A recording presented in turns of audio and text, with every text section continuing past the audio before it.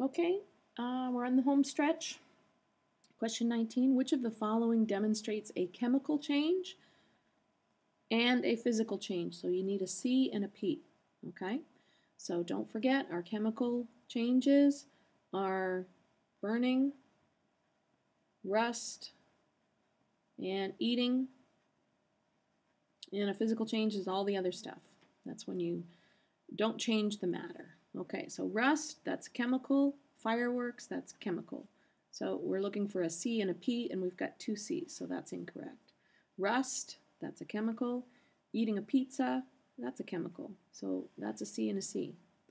Rust is C. Melting an ice cube is P, because anything where you change the state is a physical. Melting an ice cube is a physical, so that makes that one incorrect. So C it is. Rust and melting ice cubes. Okay, which of the following demonstrates a physical change? That is where the matter does not change. Okay, so condensation, that's a physical change because you're just changing the state. Okay, evaporation, well, that's a physical change because you're just changing the state. Melting, that's a physical change because you're just changing the state. And remember, I told you that water always is physical. Okay, so all of the above are physical changes because condensation is a change of state, which is a physical change. Evaporation is a change of state, which is a physical change. And melting is a change of state, which is a physical change. Okay, let's go on. Matter is defined as, okay, and you just need to know that the definition of matter is anything that has mass and takes up space, which would be C, okay? Anything that's heavier than air is not what defines matter. Anything that takes up space and weighs 1 gram, there's that bad word. If you see weigh, don't pick it. Anything that is seen by people, no, because some matter we cannot see. Okay, number 22, the best way to separate mixtures of different sized pebbles and rocks would be.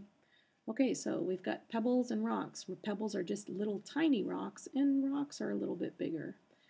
Pebbles tend to be a little bit smoother as well.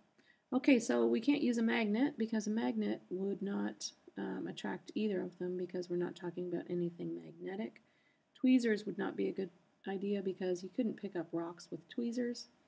A sifter might be a good thing because you could get a sifter where the small pebbles went through and the larger pebbles, the larger rocks stayed at the top.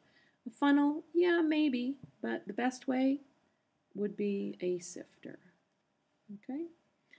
Which of the following would be considered a gas and liquid mixture? Don't forget, gas and liquid mixture we talked about would be like a soda, okay? Because, you know, when you open up a soda, it makes that little psst sound, and that's the gas escaping. So A is the correct answer there. Okay, Raisin Bran cereal is a mixture because it has more than one type of matter that can be easily distinguished. What type of mixture is it? Well, Raisin Bran has little raisins and little flakes, okay?